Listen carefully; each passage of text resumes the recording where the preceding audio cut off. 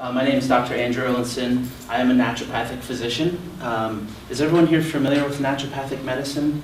Heard of it before? Let me just give you a brief overview. So I'm a licensed primary care physician in Oregon.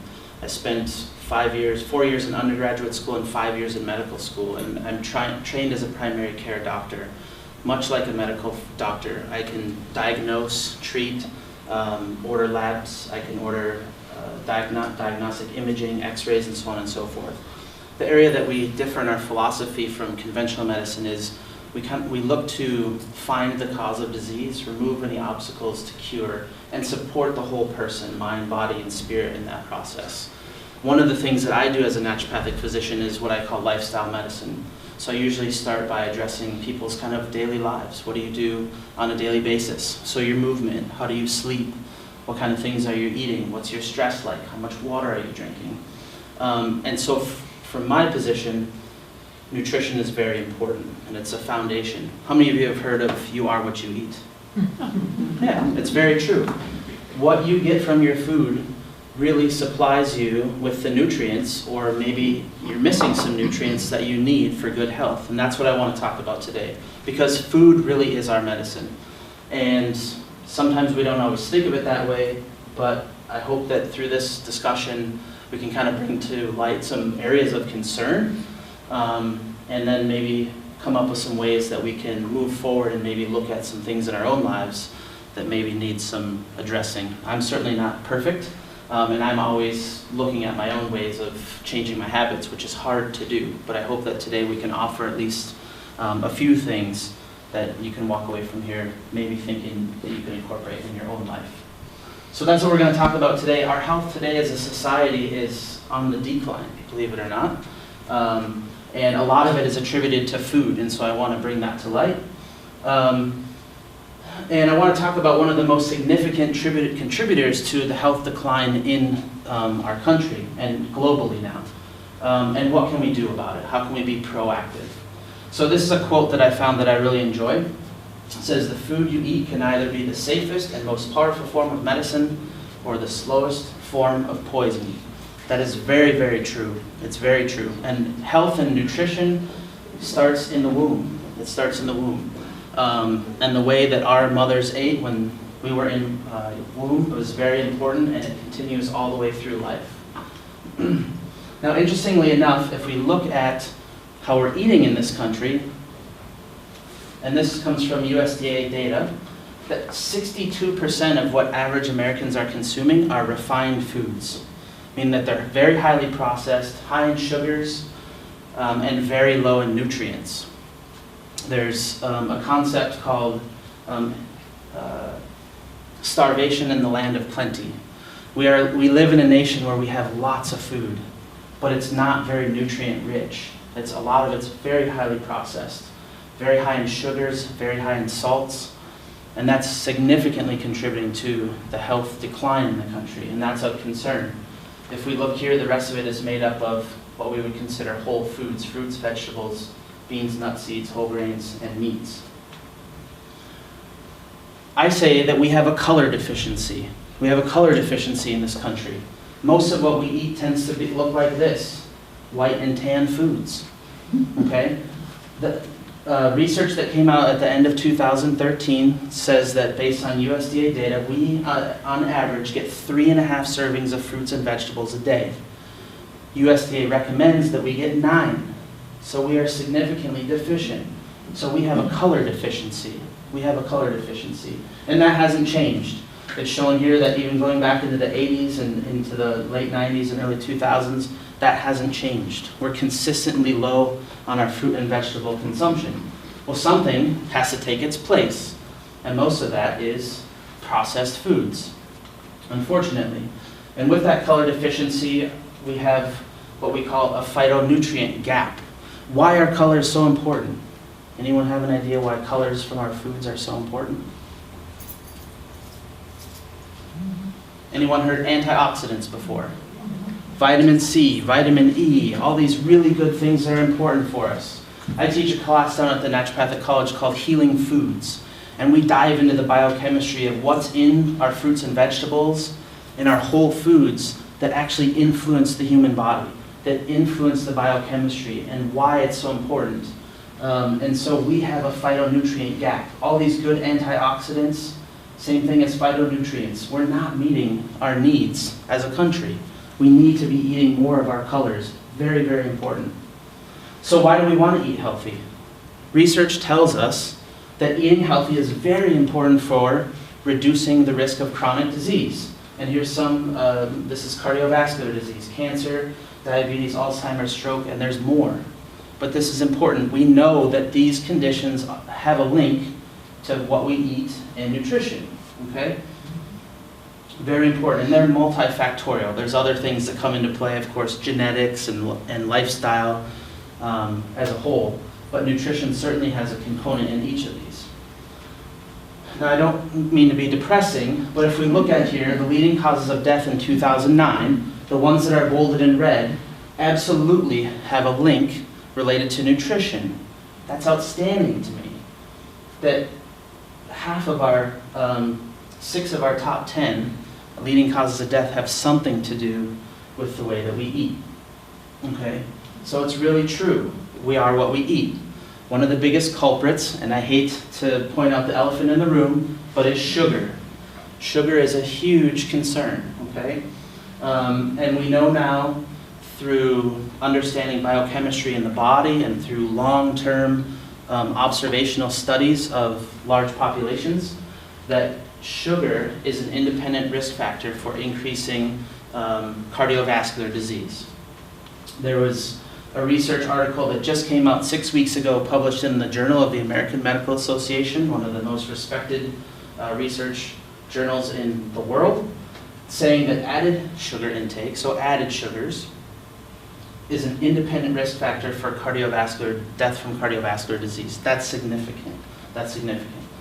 Increased sugar intake increases inflammation in the body, and it's something that we don't always recognize. But joint pain, arthritis, headaches, some of these things, or you smash your finger with a hammer, you feel that pain, that's inflammation, and we have to be careful of that. So this is, I want to set kind of a precedence here, and this is what the American Heart Association recommends.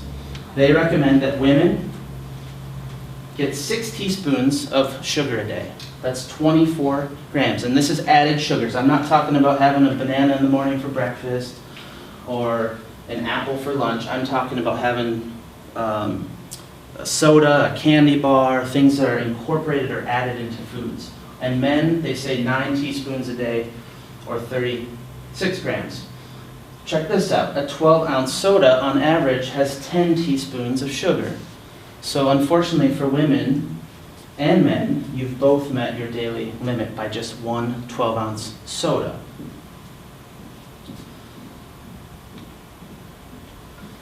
I have a little demo that I want to show you because I think this will set a little bit of a standard. So how many of you eat yogurt?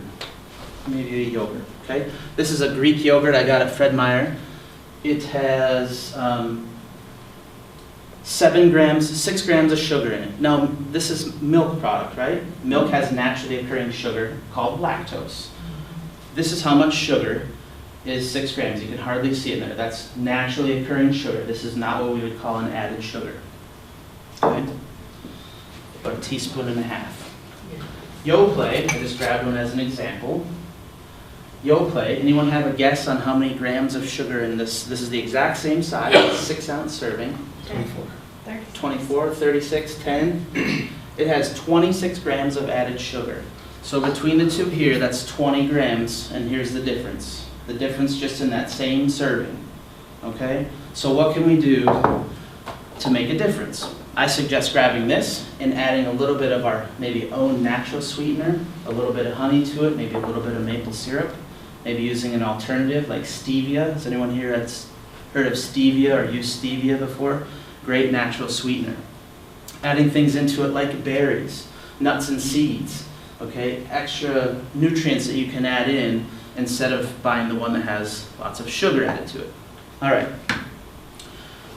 I was also shopping and I found this green tea. It says 100% natural. I thought that was pretty enticing because I like natural things. I looked at the label. It has 20 ounces in it. This has 2.5 servings. How many of you would share this with 1.5 of your friends? Probably not many, right? Probably not many. I don't see it very often. Anyone have a guess on how many grams of sugar? 36 grams, and I'm saying the whole bottle here. 40? Close. 32 grams of sugar. 32 grams of sugar in this one bottle. Okay? So be careful. Even if it says natural, it's a green tea, so even if it's green tea, just be careful. You know, we hear things like green tea is good for us, it's good for health. That is true, but be careful when buying things like this and make sure you're looking at labels and seeing how much sugar is in things, okay? Juice. Juice is good. No? No. No? No, that's what they taught me. 100% apple juice. This is 15, almost a pint, 15 ounces. One serving is this whole bottle. Any guesses on how many grams of sugar in here? It's 100% apple juice. Now this is naturally this, but the reason that I bring this up and I want to make a point is oftentimes we think that juice is good for us, and it can be. But if you're reaching for juice, I recommended juices that are darker in color. So pomegranate juices, blueberry juices, grape juices, they tend to be lower in sugar, higher in antioxidants, and things that are better for heart health and for brain health. The other thing that's interesting about this is straight, basically water and sugar. So this is not equivalent to an apple. An apple has lots of other nutrients in it. An apple has fiber in it. Drinking this is equivalent to sitting down and eating 4 apples. Not many people sit down and eat 4 apples in one sitting. So just to put that in comparison, juice can be healthy, but I also recommend diluting it with water, or for those of you that like a little bit of carbonation, diluting it with some seltzer water or club soda is another option. Those are both 0 calorie and don't have a negative effect on health. All right. Mountain Dew. Mountain Dew, 20 ounce Mountain Dew. Again, 2.5 servings. I don't see many people sharing 20 ounce sodas. Any guesses? Grams of sugar? 70. 70. Sorry? 100. Close. 77 grams of sugar in this bottle. Just shy of a half a cup of sugar in one 20 ounce soda. And I don't mean to pick on the brands, and I don't mean to pick on Mountain Dew. Coke and Pepsis are similar. And I don't mean this to have shell shock, but I just want people to be aware of what's in the food they're eating. Do I drink soda? I drink soda, but I drink it very rarely, and it's a specialty item. And that's the thing that we need to consider is when we're reaching for these things, think of it as a specialty item and not something that we're necessarily reaching for every single day. So, what does that lead us to? In this country, well, back in the 1800s, they estimate that on average, people were consuming about 2 pounds of sugar a year. Not very much. It started to increase over time. In the late 1800s, right around here where we see this big jump was what we call the Industrial Revolution.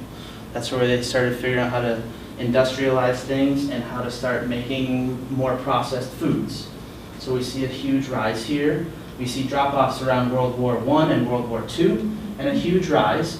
And today, that puts us at about 152 pounds of sugar that the average American person consumes.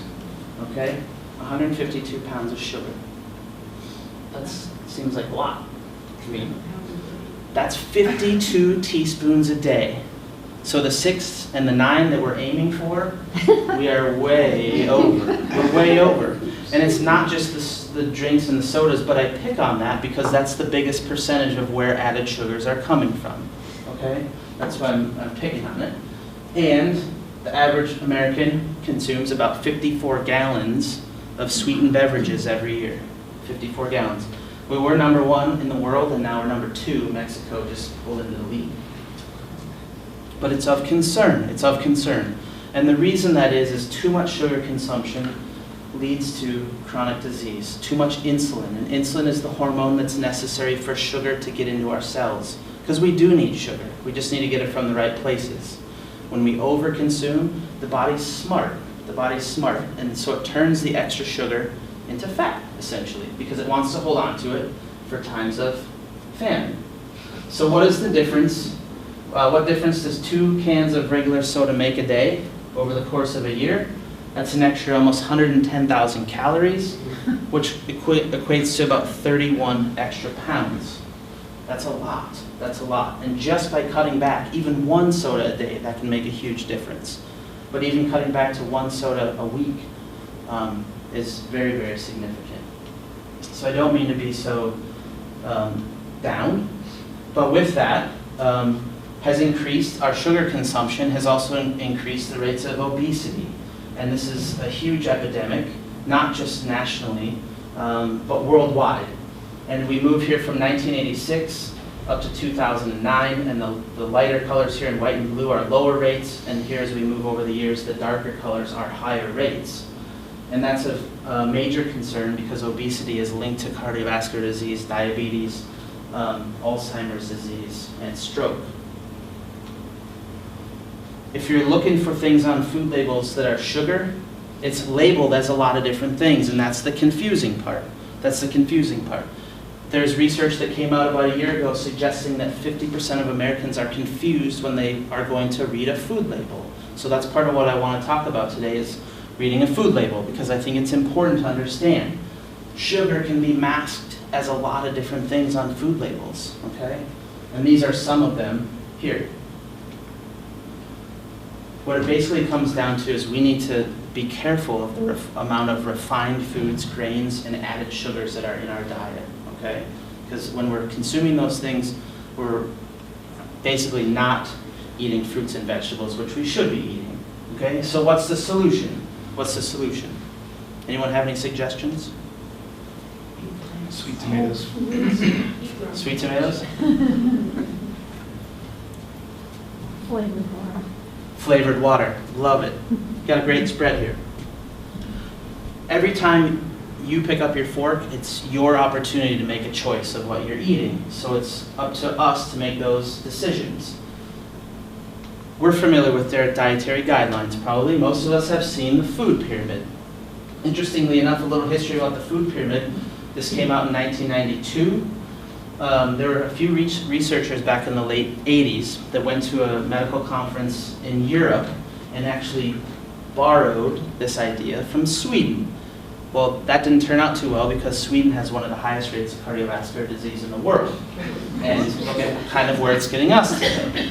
So it took them a while, but after 12, 15 years, they switched.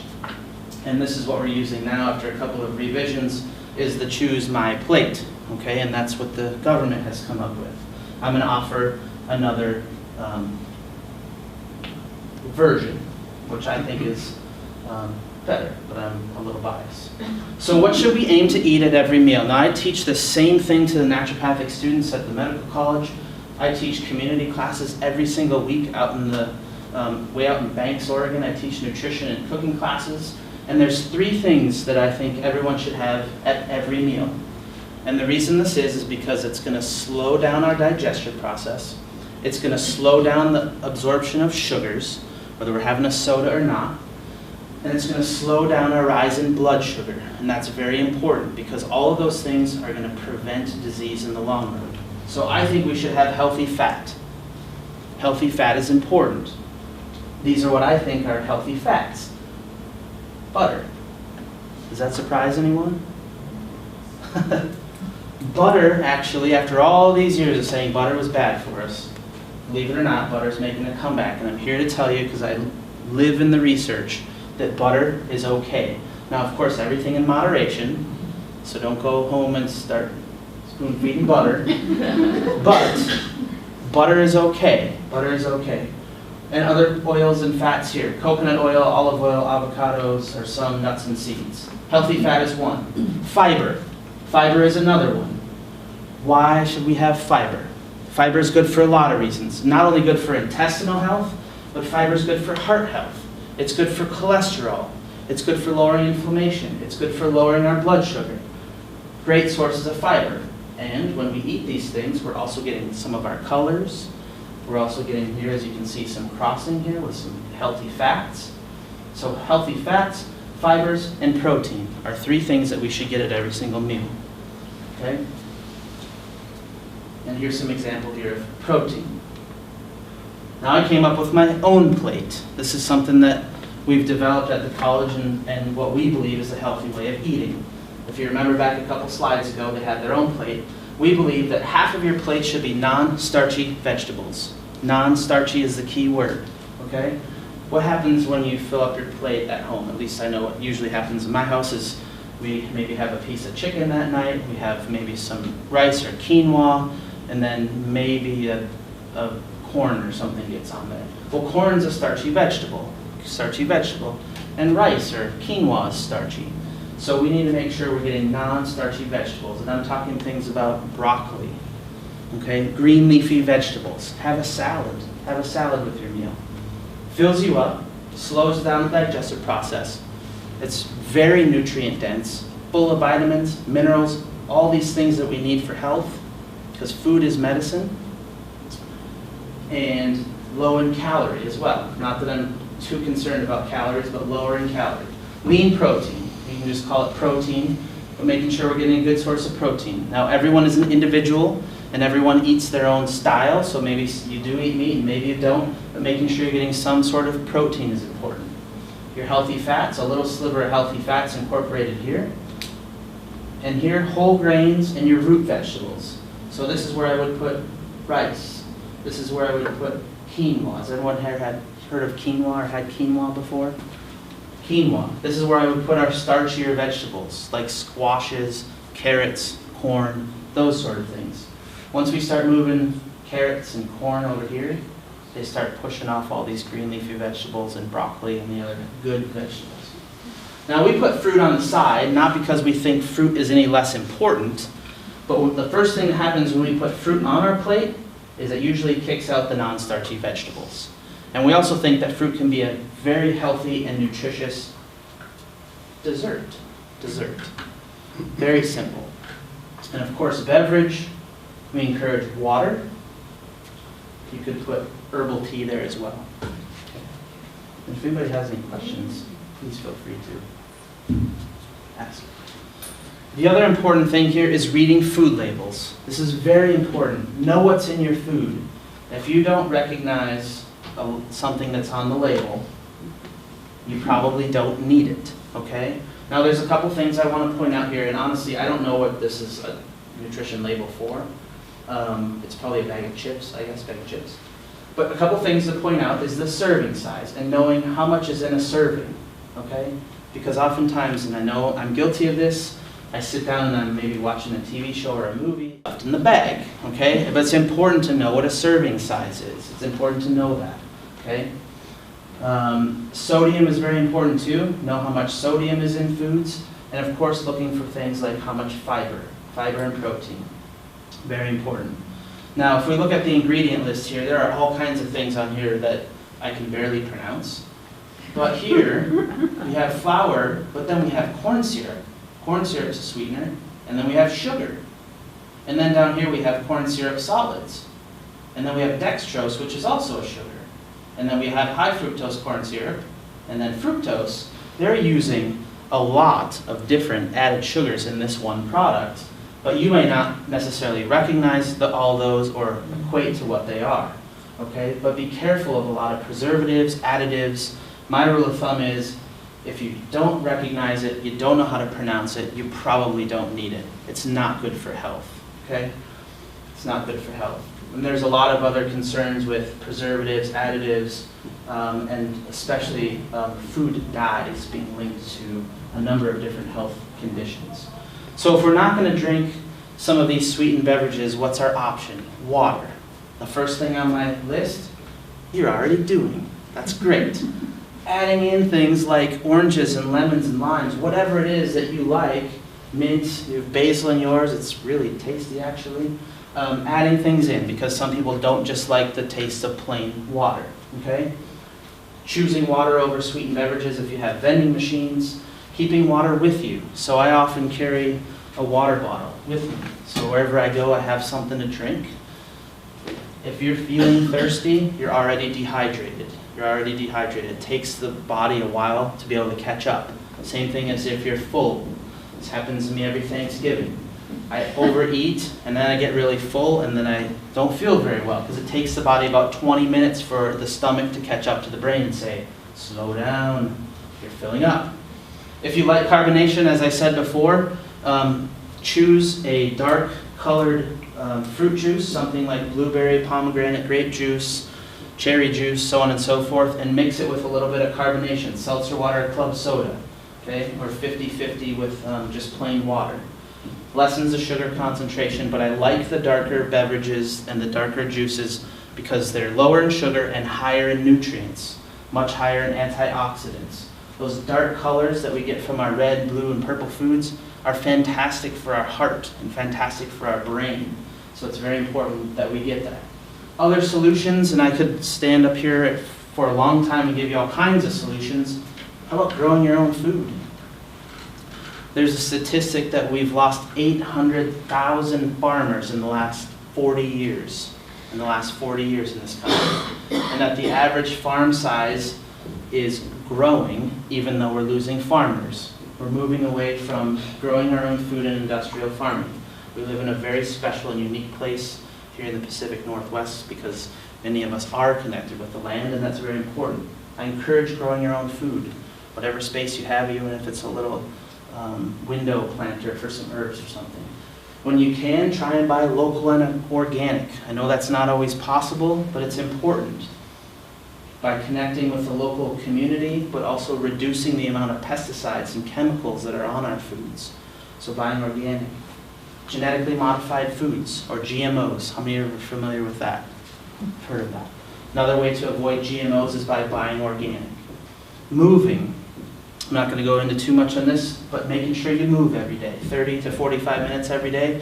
And I'm not saying that you have to lift heavy weights or go run a marathon, but just move. It can be working in the gardening or cleaning or whatever it is that you're doing, but moving is very important.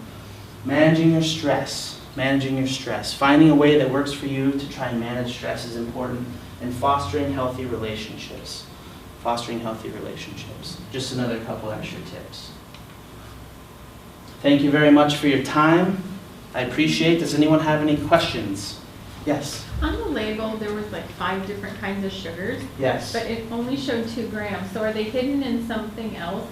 I mean, like they're like hiding that in some other part of the label? Sorry to confuse you. These do not correlate. Oh, okay. This is 2 separate things. It would probably be much higher. I pulled these from two different things, so they don't correlate. Yeah. What about diet pop? Diet pop. Great question. Artificial sweeteners. I recommend staying away from artificial sweeteners. And part of the reason is most of them were discovered by accident and in a lab. And depending on the sweetener that you're looking at, most of them are associated with health issues. And the newest one that's out there is sucralose or Splenda, which a lot of people have been using. And when it first came on the market, it said, this is great for diabetics and it doesn't affect your blood sugars. It actually does. There's research that's come out recently saying that it does affect your blood sugars. It's also the only organochloride compound that's used in our food supply that's approved by the FDA. And other organochlorides are things like Agent Orange and DDT and other things. So we have to be very careful. And that's just one. If you're reaching for something that is an alternative sugar, I suggest stevia. Stevia is a great natural sugar. It comes from a plant. It's very sweet. But it's a great alternative that you can use in baking. You may have, I'm not tied to this brand, but you may have seen Truvia as a brand that's out there that you can use for baking and things. It's 0 calorie and a good alternative. And I'm seeing it more and more in products on store shelves. Xylitol is another artificial sweetener that actually has shown benefit specifically for dental health. So now we're seeing gums and things that have xylitol, and that's a sugar alcohol. Most artificial sweeteners, though, I recommend urging caution aspartame is by far the biggest one that I would say stay away from, and that's in a lot of sugar-free products. And that has been connected with neurotoxicity. It's a compound that the body doesn't really know how to break down, and so it kind of makes the wiring in the nervous system go haywire. So what's a good resource for some of this information that you covered today that we could find? I have resources. Yeah, it's just my years of doing this, I guess. If you have specific questions, I'm happy to answer them for you through email. Walking away from here, I can pass on my presentation, which has references embedded in the discussion. Other than that, it's mostly just my years of researching and, sorry. It's all right. I just don't know if I'll remember all of it. Yeah. I find it very fascinating. So. Cool, right on. I can certainly pass on my presentation, and I'm more than happy to share that with all of you. Jeff has it recorded. And it's recorded. And it's... Good point. Any other questions, comments? You had a list of a whole bunch of sugars, and there's 2 columns, I believe it was. Were those all added sugars? Some of these are, That was let's go back here. Yeah. Most of these are naturally occurring sugars. Okay. Sucralose is artificial, but most of these are naturally occurring sugars. And you do see these, even honey, molasses added into things. Okay. So sugars in food. If I'm going to choose a natural sweetener at home that I'm going to use, I use stevia, or if I'm adding something into my tea, I'll use a little bit of raw organic honey. Excuse me. The reason I like raw honey is in the pasteurization process, that heating actually ruins a lot of the good things that come in honey. And there's a local company, again, I'm not tied to them, but there's a local company out in Forest Grove that has raw honey. And it's very high in vitamins, minerals, enzymes, proteins, that is good for health. Honey traditionally has been used for thousands and thousands of years, and is often used topically. And there was a research article done a while ago that I read that showed that honey, raw honey topically, works better than like Neosporin, or those like topical antimicrobials. So even using it topically for injuries and things has a lot of good things in it. I use honey for a couple of different things clinically, including coughs and things like that. It's very soothing. So, yes. It has fruit juice concentrate. Now, Yes. if a product has like white grape juice concentrate, is that a good thing? If it has it in the product, it depends. I guess it depends on what the product is. But usually, if it's like a muffin that didn't have any other sugars, that was still sugar. then I would probably say if that's all they're using is a fruit juice concentrate, you're probably okay. It was a white grapes. I didn't know if that was a good. Yeah, you're probably okay. You're probably okay. Yeah. But then again, people say, I do a lot of nutrition counseling, and whenever I look at what people are eating, I always say, well, what are you eating over a week? Because that gives you a good picture of, well, yeah, you might indulge a little bit, or you might have, something that you don't eat every single day. But if you can look at a 7-day span, even with kids, I see this with kids, and it's, oh, my child's not eating. They'll make it, but make sure you're looking over a 7-day period, and take a look at what they're eating on a whole, and that gives you a better idea. So it sounds like was probably a good choice. Yeah. Mm-hmm. Any other questions? Okay.